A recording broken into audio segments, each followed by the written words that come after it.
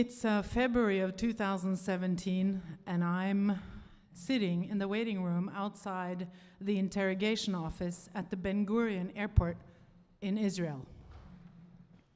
I'm here because my boyfriend and I are living in Jerusalem for 8 months, and we just took a little sort of long weekend in Barcelona to spread our wings a little, and now we're back.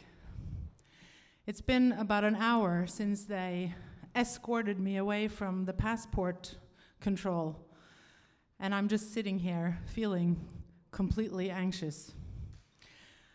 I'm obsessing and my heart rate is increasing because I'm thinking about all the worst case scenarios. I'm also really worried about some of the things I might have posted on Facebook and social media about the conflict, the Arab-Israeli conflict, and now I'm wondering if it can be used against me. My boyfriend, who stood in the line next to me, sailed right through the passport control.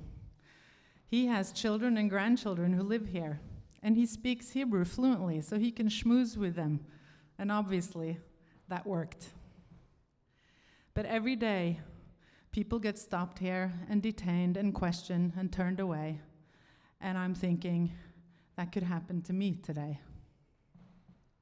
Earlier in line, in the area where the passport control was, the place was teeming with people super excited to be in the Holy Land. There were some African nuns in front of me, dressed in their beautiful white pilgrimage clothing. Jewish families from the diaspora who were happy and chatting excitedly, probably here to celebrate a bar mitzvah or maybe tour the ancestral homeland. And there were all these hip, slick-looking hipster dudes with slim-fitting suits and their iPhones who were probably in Israel to strike up a deal with one of the tech or pharmaceutical startup companies that are thriving in this startup nation. So I'm standing and looking at that amazing variety of people who all consider this place special and who all want to get in. In front of me in line, there's a Muslim family. And I noticed the little cute boys' Spider-Man sneakers and the women who are dressed in traditional Muslim clothing. And I think they're beautiful. And then I wonder how they feel right now, because I'm pretty sure they're anxious and that they expect trouble, contrary to me, who sort of assume that I'm gonna have an easy entry.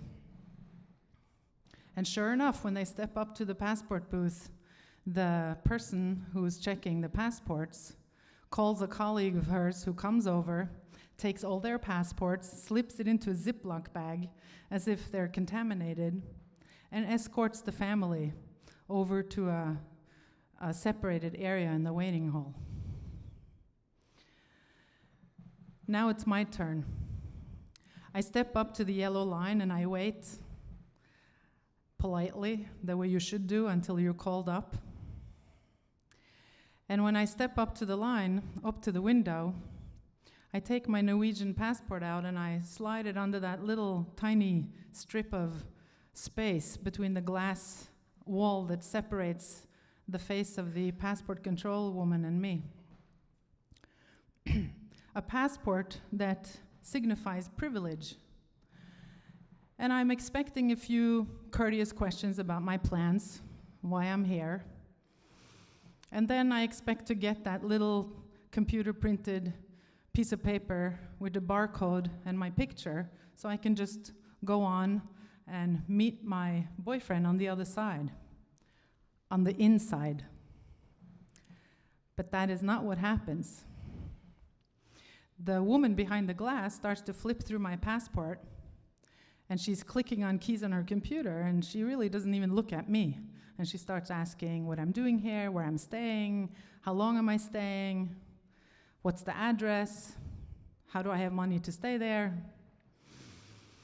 And before I even have a chance to answer, she just kind of like And then she sighs and pushes her chair away from the desk a little and calls over one of her colleagues, who comes toward me with sleepy eyes and takes my passport and puts it into a Ziploc bag and escorts me over to the area. But they don't take me to the area where they took the Muslim family. They take me to the other side, to another waiting area, where I see white, European-looking people waiting in chairs along the wall.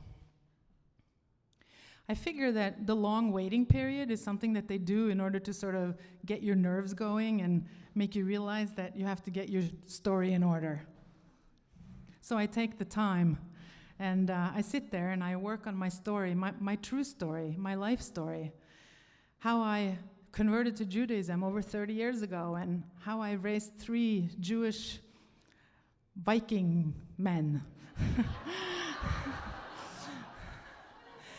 How I've kept a kosher home for all these years and sent them to Jewish school and been active in my synagogue and celebrated the Sabbath and all the Jewish holidays and been in all sorts of Jewish organizations. In other words, I'm collecting all my Jew creds. And I want to have a full house. Because when I go into that room, I want to let them know fast that I'm one of them. And for them to let me in on the inside. Finally, they call me into this little clammy, tight space with like a lot of BO smell. Like the kind of BO smell that comes from, nervous animals, prey. And there's a woman who's the interrogation officer who sits in a black swivel chair on the other side of a desk. And she has her eyes hooked on me like darts going for the bullseye. And she starts with a barrage of questions, and she is rude, and she is direct, and she shows no mercy. And every now and then she leans sort of back to her male colleague who's sitting next to her and says some fast stuff in Hebrew that my elementary Hebrew is not able to pick up.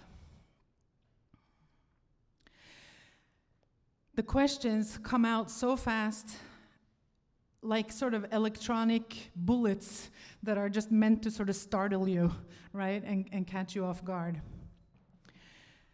What were you doing in Spain? Why do you go to Norway so often?